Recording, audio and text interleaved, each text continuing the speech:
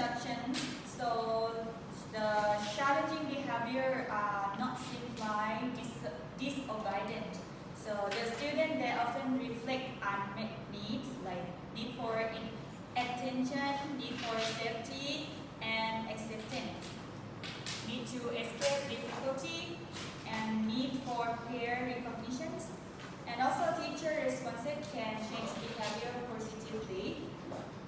So children challenging behavior are often signal of deeper needs.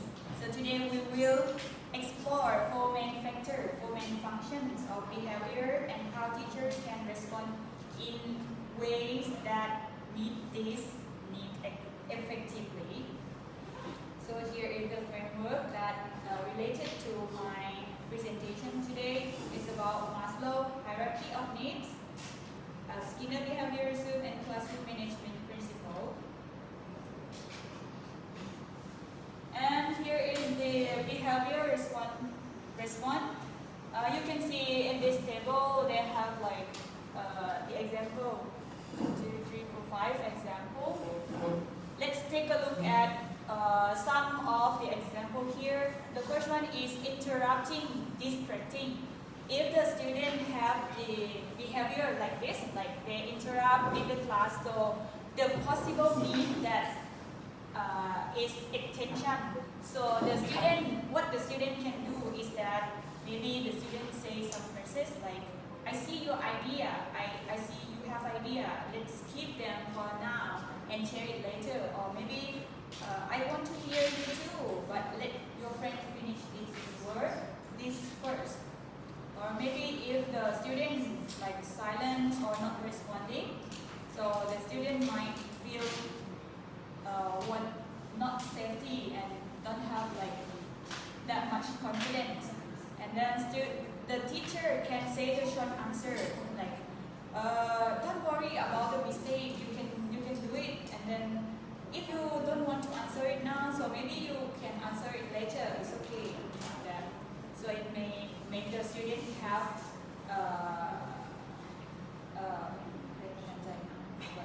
inspiration, yes. And so let's take a look at these four functions of behavior in detail with example. The first one is attention. So for example, a student keeps shouting out answer without raising their hand. Like answer like có cây, like that, not raising their hand. So they want to be noticed. From the research from Hart and Durin 1985 show that low adult attention can increase disruptive behavior. And what teacher can do is give structures, chance to speak, assign leadership roles, like let them to be a leader sometimes, and praise positive contributions. And for the second one is escape or avoidance. For example, a student pretend to be sick before a test to avoid it. Have your student be like this. Like if they have an examination, so student, teacher, today I'm sick, sorry, I will see you next time, like that. So according to the research from Dart et al. 2018 found that many problem behavior happen because students want to escape stressful tasks. Adjusting task difficulty reduce this behavior. So what the teacher can do is that break the task into a small part, and support and make learning more engaging. And the third one is access to tangibles. For example, a student throw their worksheet to get their phone. Like, teacher, I want my phone, give me my phone, like that.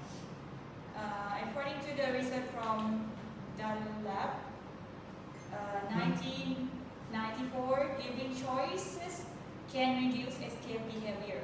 Like the teacher can do the tip like use if then rules to connect work completion to desired reward. Like if you finish your work, then you can play your phone. If you do this, then you can do that.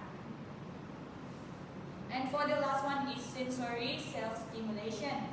For example, a student keep tapping the legs during lesson, like maybe with their pen like that. So according to the research from Iwata, 1994, mentioned that some behavior are self-reinforcing related to sensory needs. So what the teachers can do is that allow brain break or physical movement or structured sensory activity.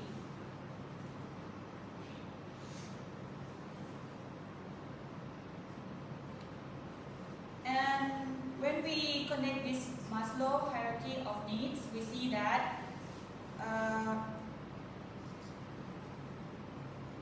each behavior reflects deeper needs, and understanding this helps teachers respond more effectively and compassionately.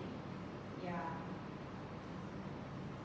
And next is the key takeaways.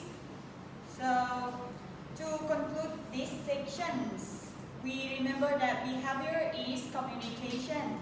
By understanding the underlying need, teacher can create positive learning environments and transform classroom dynamics. To conclude, behavior is communication. Every challenging behavior is a signal that a student has unmet need. And by identifying the need and responding thoughtfully, we transform the situation from conflict to cooperation, from frustration to learning.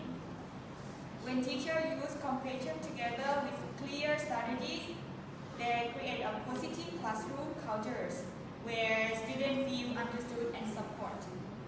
And instead of asking what's wrong with this student, so we should ask them, what does this student need?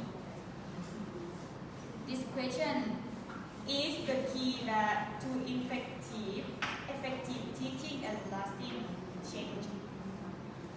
And I would like you to read it together. Can you read it together? Tell me and I forget. Teach me and I may remember. Involve me and I learn. From Benjamin Franklin. Yeah.